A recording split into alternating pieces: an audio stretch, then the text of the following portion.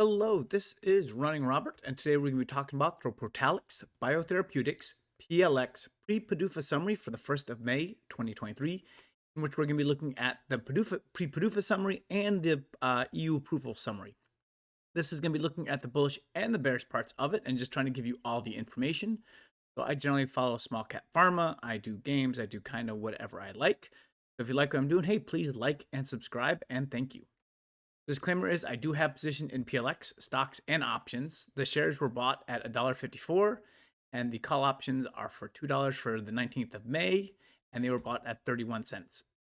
I'm an amateur investor, and any advice given should be followed up by your own due diligence. Any information given is valid for the 1st of May 2023, and the slideshow will not be updated.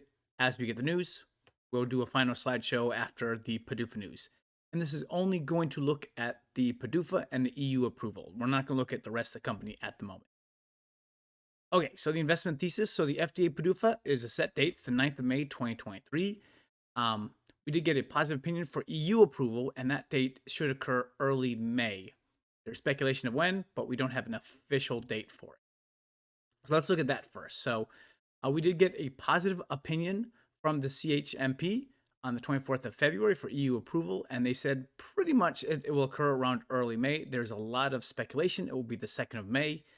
That is not confirmed, just speculation, but early May indicates probably with it next week or two.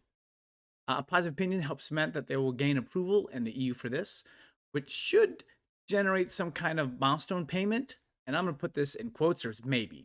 So this is very important, that they have never highlighted any regulatory milestone for EU approval. That's not saying that there isn't one, but they've definitely gone all the way to highlight the FDA regulatory milestone payments, but in their 10Q and press releases, they haven't said the same thing for EU. So that is just something to keep in mind. If someone has something where it is officially highlighted, hey, please give me a link for it. That'd be great. So FDA approval. So the date is the 9th of May, 2023. There was a CRL, which is a complete response letter that was issued before, highlighting facility issues. They had one fill-finish facility that had some issues that had to be resolved, and they weren't able to get to their other facility for an inspection. However, it did not point out any issues with PRX 102, which is what we're looking for approval. And they really should have completed any issues brought up by the CRL at this point.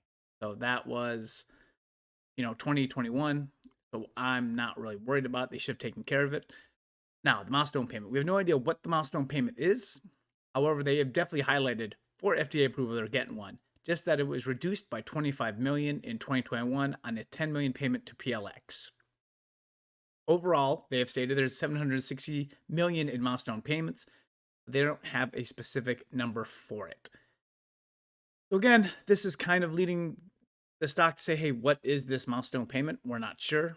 Obviously, it's going to affect the share price a lot. Okay, so what happens on approval? So obviously, we're going to look at approval. If there is no approval, all of this does not matter, and the stock will go down. That's pretty common. So we're just looking at the approval side of it.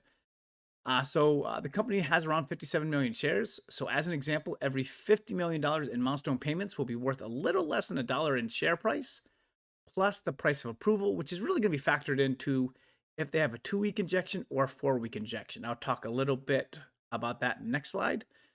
The current stock currently sits around 278, a market cap of 159 million. At the moment, we have not seen any major pre-PDUFA selling by the company. However, the company stock has gone up from 51 million in February 2023 to around 57 million as of today. I used TD Ameritrade for that analysis. The last time I did a video was February, so that's how I know it was at 50 million at that point.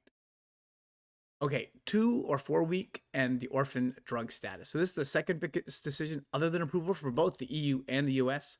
Current treatment is an injection every 2 weeks for every other drug that's on the market. So obviously they could get a 2-week injection. They'd be the same as everyone else. But they also have a chance to do it once every 4-week injection, which would be a selling point because that means people are not having to come in as much. That definitely is a positive that you could use to sell in the market. So that would be very positive. They're also looking at orphan in EU. That does come with 10 years exclusivity and financial benefits. However, I pretty much are looking, these are small because there's already 3 drugs on the market. So this would really not be a huge help, but just something to keep in mind. All right, so as I said, my last video was the 20th of February, 2023, and at that point, the stock closed at $1.87. Like I said, we've almost gone up $1 since that. So we've seen a good run up for the stock since then. I think the future move in the stock is going to really depend on the 2 and 4 week and the milestone from the FDA. Again, if they do not get approved, obviously all of this is kind of pointless. My plan is to de-risk a small amount pre-PDUFA based on the amounts I'm sitting on for gains. So I have 81% gains on my stock. Obviously, I bought at $1.51, and almost 200% gains on my options. I got them at 31 cents, and they're sitting almost at 90. So the plan is just to take a small amount out, make sure that I pretty much get my original investment back, maybe a little, let the rest ride. And that's going to be my plan going forward. And then hopefully in about 2 weeks, I'll be able to do another video in which I deliver good news. Like I said, I am very positive for both approvals. So we really didn't put much about the negative part of it, just looking at what the stock could do and how it can move. So thank you very much for watching and listening. I hope you have a wonderful day.